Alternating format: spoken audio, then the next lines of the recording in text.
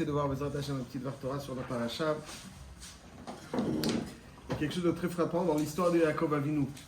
On a priori partagé sa vie en deux parties. La première partie dans laquelle il avait beaucoup de tranquillité. On décrit Yaakov Avinu comme étant un Ishtam Yoshev Ohalim. Il était enfoui dans la tente de l'étude. Il étudiait tout tranquillement Ishtam Yoshev Ohalim. Esav Ish Yodea Tzaïd Ish Sadeh. Yaakov Avinu, il était très paisible pendant la première partie de sa vie. Sa vie va basculer soudainement et il va connaître des périples multiples. La sérénité, la paisibilité dans laquelle il vivait va disparaître à partir du moment où il reçoit les brachot. Comment on peut concevoir qu'à partir du moment où il reçoit les brachot, c'est là où tout bascule. D'une vie paisible, il passe à une vie tumultueuse où il aura des ennuis sans cesse, depuis la vanne qui va l'embêter jusqu'à les Shvatim, Kafat Sanav Rogzo Shel Yosef, des années sans connaître le sort de son fils, sans être clair dans le sort de son fils. Dina. Comment ça se fait que les brachot vont, au lieu de lui apporter de la quiétude, au contraire, vont le faire basculer dans une vie très difficile. Il ne va connaître que péripéties à partir de là. Les brachot auraient dû apporter au contraire un supplément de quiétude, un supplément de sérénité. C'est exactement le contraire qui se passe. Et bien assez. Nous disent nos sages qu'en réalité, Esav et Yaakov, à l'origine, auraient dû avoir des rôles différents et complémentaires dans la fondation du Ham Israël.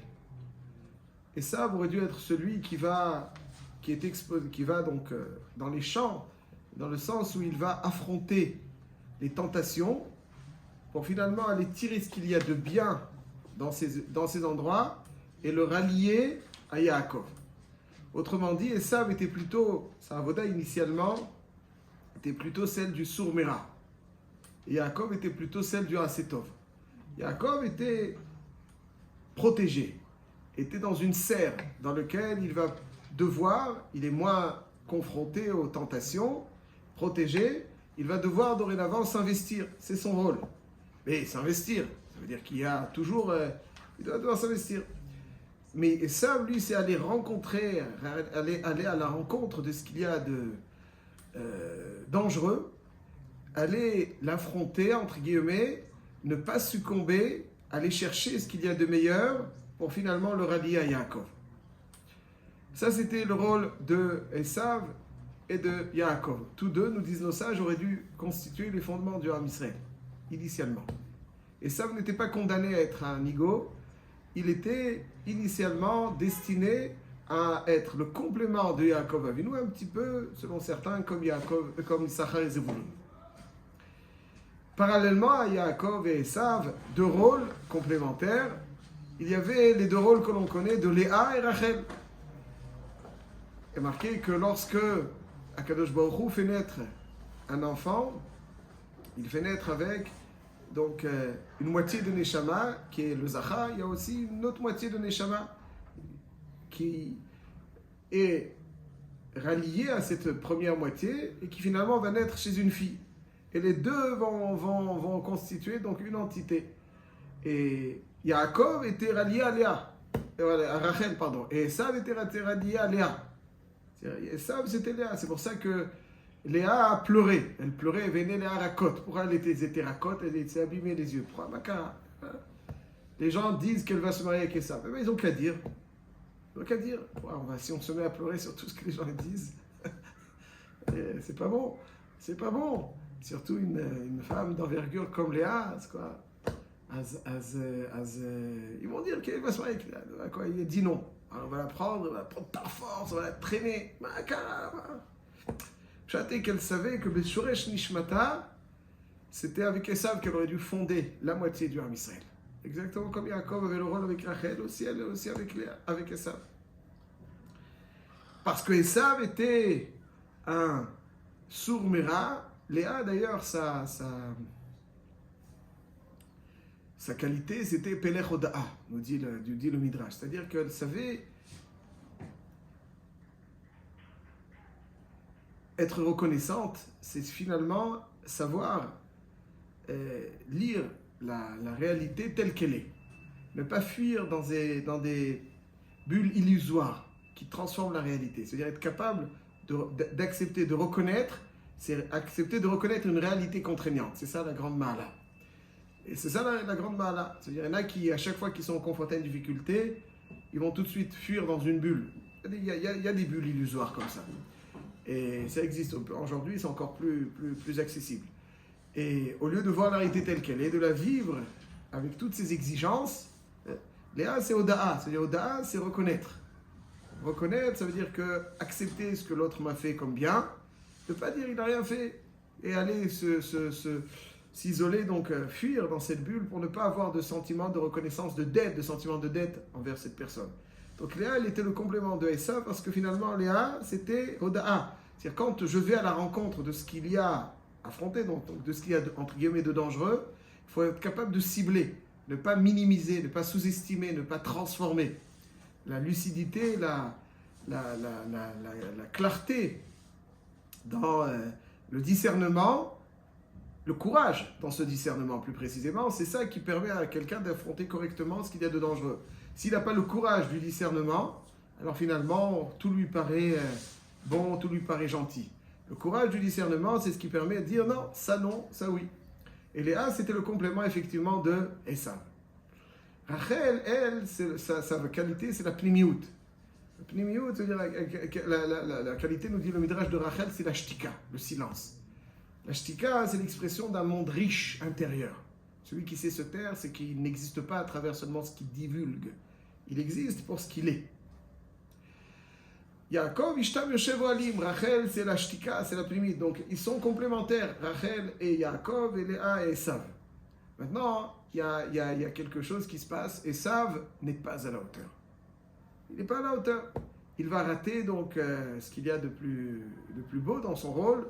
Et finalement, il va dévier complètement. Et lorsque Yitzhak va donner les brachot à Yaakov, alors ce qui se passe, c'est que finalement, le rôle qui était initialement destiné à Esav va être offert à Yaakov Avinu. Yaakov Avinu, qui jusqu'à présent était un Asetov, Ishtam Yoshev Alim, va se voir dorénavant porter une double casquette, un double rôle.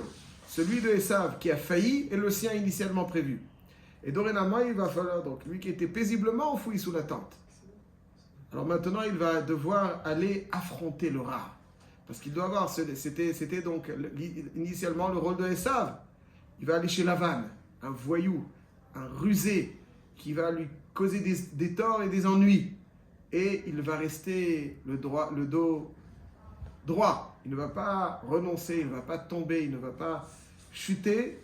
Ça, ça va être le rôle dorénavant. Et ça, c'est important à préciser parce que des fois, on a l'impression que le sourd-méra, c'est juste quelque chose qui évite la chute. Mais c'est pas vrai. Le sourd-méra, quand on a la capacité à résister, c'est là que véritablement on peut progresser, peut-être plus que dans la Sétov.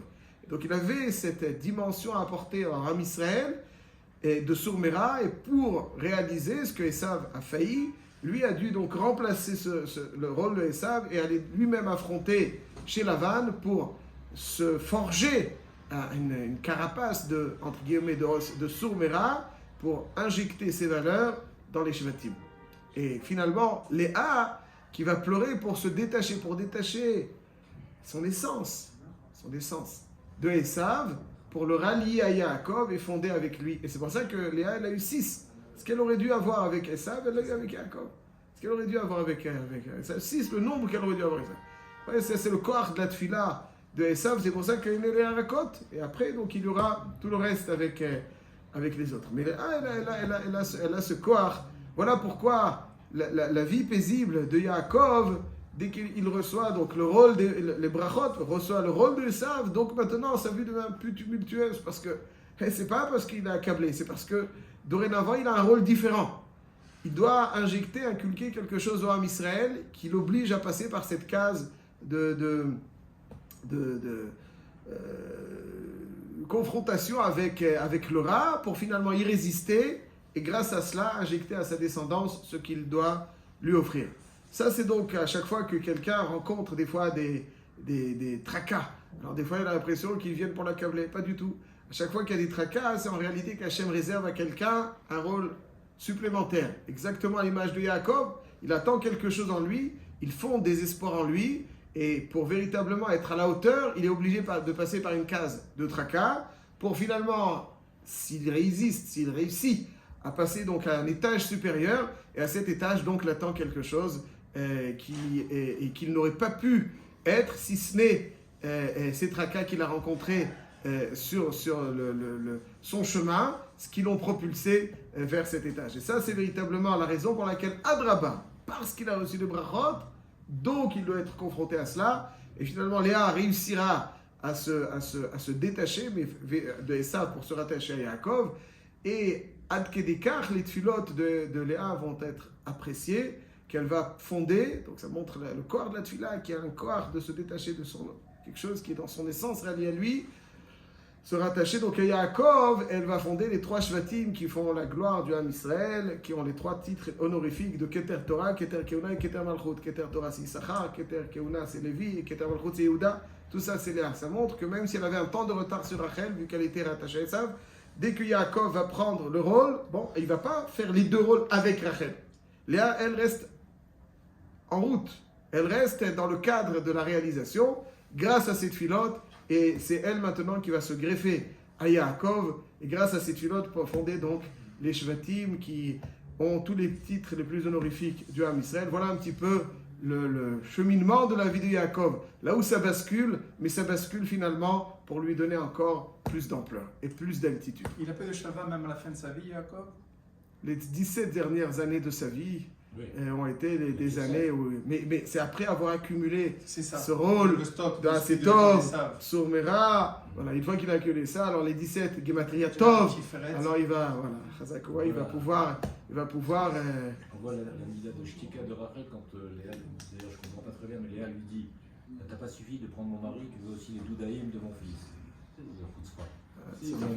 Ça, c'est un sujet qu'il faut traiter largement. Rachel ne réagit pas.